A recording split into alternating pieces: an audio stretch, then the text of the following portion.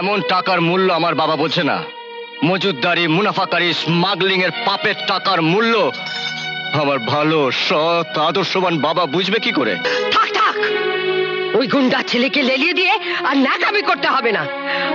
আপনাদের ছোট লোকি ঢং আবার ঢের টাকা আছে। চুপ করুন। কি তুই কি মনে করিস তোর জন্য খুশির বিয়ে বন্ধ হয়ে যাবে? না না না তুহিন, না। দরকার হলে এই বাড়ি বন্ধক রেখে বিক্রি করে আমি আমার মেয়ের খুশিকে বিয়ে দেবো। বিয়ে? হুট করে বিয়ে ঠিক করে ফেললে? কিন্তু খুশির বিয়ের জন্য এত তাড়াহুড়ো কি ছিল? আরে ছেলের বাবা নিজে তারিখ ঠিক করেছেন, আমরা তো আর না করতে পারি না। কিন্তু এই মুহূর্তে আমার পক্ষে বিয়েতে টাকা খরচ করা সম্ভব নয়। কি বলছিস তুহিন? এমন পাত্র পেয়ে বিয়ের তারিখ নিয়ে তালবাহানা করবো? খুশি কি তোর বোন নয়? মা, মা আমি সে কথা বলেছি নাকি? আসলে ঠিক এই সময় এত আমতা আমতা করছো কেন? কথা পরিষ্কার করে না বলার জন্য যত ঝামেলা হয়। বৌমা তুমি এর মধ্যে এসো না। আসতে তো আমি চাই না, কিন্তু আপনারা এমন করে কথা বলছেন যেন সব দায়িত্ব তুহিনের। বাড়ির বড় ছেলে হয়েছে বলে কি অপরাধ করে ফেলেছে? বৌমা, অপরাধ তুহিন করেনি, অপরাধ করেছে তোমার শ্বশুর। সারা জীবন কষ্ট করে চাকরি করে ছেলে মেয়েদের লেখাপড়া শিখিয়েছে, ছেলে মেয়েদের সুখের জন্য বাড়ি বানিয়েছে, নিজের আরাম আয়েসের দিকে কোনোদিন খেয়াল করেনি। এই সবই তো অপরাধ। আর সবচেয়ে বড় অপরাধ করেছেন নিজের জীবনের শেষ সম্বল 2 লক্ষ টাকা তুহিনের হাতে তুলে দিয়ে। তা এমন কি উপকার করেছেন? এই একজনের আয়ে তো সংসার চলছে।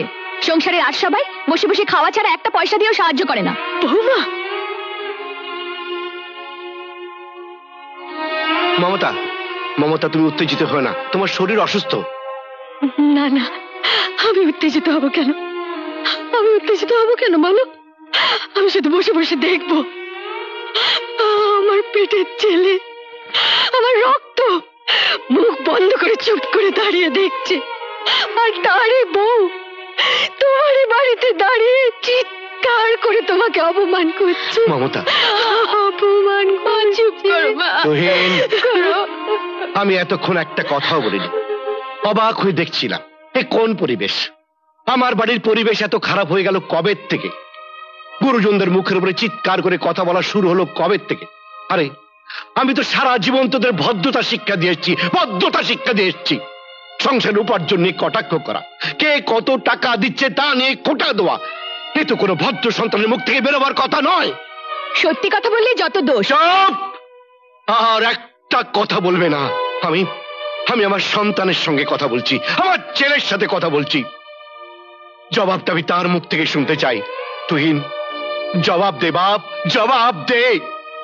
ওরে ওরে, আমি এখনো এতটা অথর্ব হয়ে যায়নি যে আমার এই সামনে আমার স্ত্রীকে, তোদের মাকে, অসুস্থ মাকে অপমান করার সাহস আসে কোত্থেকে? এই তুই কি দিবি? এই কি দিবি তুই? কি দিবি তুই? তুই কি মনে করিস তোর জন্য খুশির বিয়ে বন্ধ হয়ে যাবে? না না না তুহিন, না। দরকার হলে এই বাড়ি বন্ধক রেখে বিক্রি করে আমি আমার মেয়ের খুশিকে বিয়ে দেবো। যা যা এখান থেকে, যা ওখানে, যা যা দূর হ। চুপ করো মমতা, চুপ করো, চুপ করো। আমি এখনো মরিনি মমতা, আমি এখনো মরিনি। আমাকে বাঁচতে হবে, আমাকে বাঁচতে হবে মমতা, আমাকে সুস্থ শরীরে বাঁচতে হবে, আমাকে বাঁচতে হবে মমতা, আমাকে বাঁচতে হবে। কি হয়েছে রে রামু? খুশিদির বিয়ে নিয়ে পর্দার বৌদি মামা মামিকে অপমান করেছে।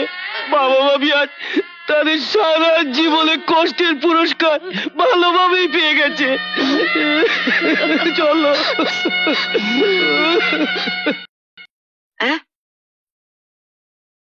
কি বলছিস তুই? ঠিকই বলছি মা, টাকা খুব বেশি লাগবে না, আর ওদের হাতে তো সময় বেশি নেই। এর মধ্যে চাপে ফেলে কিনে নিতে পারলে অল্প দামেই পাওয়া যাবে। ঠিক আছে, কিন্তু জামাইয়ের নামে নয়। কিনলে আমি তোর নামে বাড়িটা কিনবো। সে তো বটেই। তারপর তুমি দেখে নিও, এক এক করে ওই বাড়ি থেকে সবাইকে আমি দূর করে দেব। আমি বাড়ি বিক্রি করছি? কে বললো আপনাকে? আহা, খারাপ তো কিছু করছেন না, রিটায়ার্ড মানুষ আপনি। আজকাল ভালো ঘরে মেয়ের বিয়ে দিতে গেলে অনেক অনেক টাকার দরকার হয়। তা বাড়ি বিক্রি করার সিদ্ধান্ত নিয়ে আপনি তো বুদ্ধিমানের কাজই করেছেন। টাকা দিয়ে জামাই কেনার মতো বুদ্ধিমান আমি এখনো হতে পারিনি বেআইন। বেয়ান, আহা, তুমি আবার এই অসুস্থ শরীর নিয়ে এখানে উঠে এলে কেন? এতদিন পরে বেয়ান এসেছেন, আমি কি শুয়ে থাকতে পারি? আমার জন্য আপনি ব্যস্ত হবেন না। আমি আবার যেখানে সেখানে কিছু মুখে দিই না। আমি এসেছি আপনাদের সাহায্য করতে। 5 লাখ টাকা চেক আমি সঙ্গে করে নিয়ে এসেছি। দেখুন বেআইন, আপনি আমার আত্মীয়া। আমি এমন কিছু বলতে চাই না যাতে আপনার অপমান হয়, তাই বাড়ির ব্যাপারটা বাদ দিয়ে অন্য কথা বলা উচিত। দেখুন বেআই মশাই, আমি কিন্তু আপনার ভালোর জন্যই বলেছিলাম। আপনার অপদার্থ ছেলেরা তারা 1 টাকা দিয়েও আপনাকে সাহায্য করবে না। শেষে হাতে যখন সময় থাকবে না, তখন কিন্তু বেচতে গেলে আপনি ঠকে যাবেন। কিন্তু আমি আপনাকে ঠকাবো না। বাবা, পুরো 7 লাখ টাকা দেব। আর বায়না হিসেবে আপনি এই 5 লাখ টাকা রেখে দিন। না,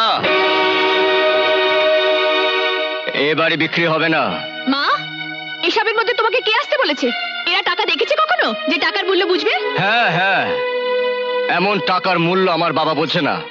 মজুদদারি, মুনাফাকারি, স্মাগলিং এর পাপের টাকার মূল্য আমার ভালো সৎ আদর্শবান বাবা বুঝবে কি করে? কি বললে তুমি? এত দূর আসপর্দা, বেয়াদব! ওরে বাবারে, ওরে ছাড়ো না, ও গেলাম। তুষার, ছেড়ে দাও নাকি? থাক থাক, ওই গুন্ডা ছেলেকে লেলিয়ে দিয়ে আর নাকামি করতে হবে না। আপনাদের ছোট লোকি ঢং আমার ঢের টাকা আছে। চুপ করুন। কি? আপনি কিন্তু আপনার ভদ্রতার সীমা ছাড়িয়ে যাচ্ছেন। নিজের সম্মান যদি নিজে রাখতে না পারেন তাহলে বেরিয়ে যান এখান থেকে। বেরিয়ে যান এই বাড়ি থেকে বলছে। চলে এসো মা, আমি এর প্রতিশোধ নেবই। আমার মাকে এভাবে অপমান? চলে এসো, চলে এসো মা, চলে এসো। মা, মা, মমতা, তোরা কি তোর মাটাকে মেরে ফেলবি? হ্যাঁ, চল ভেতরে চল, চল।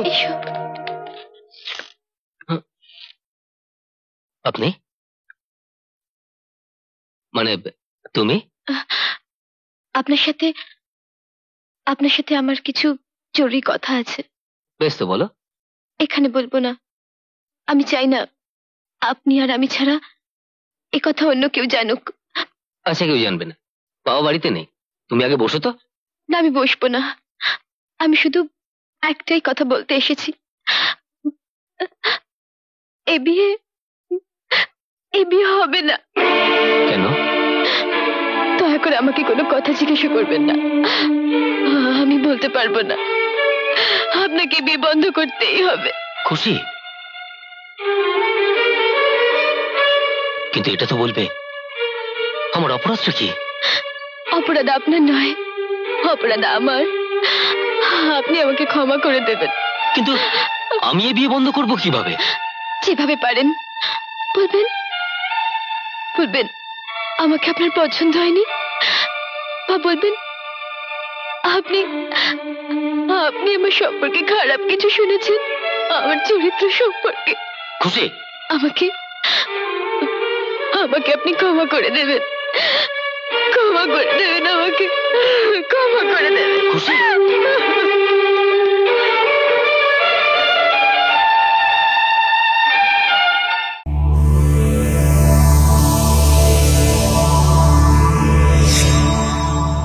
এমন আরো অনেক ভিডিও দেখতে এই চ্যানেলটি সাবস্ক্রাইব করে নিন এবং পাশের বেল আইকনটি প্রেস করে দিন।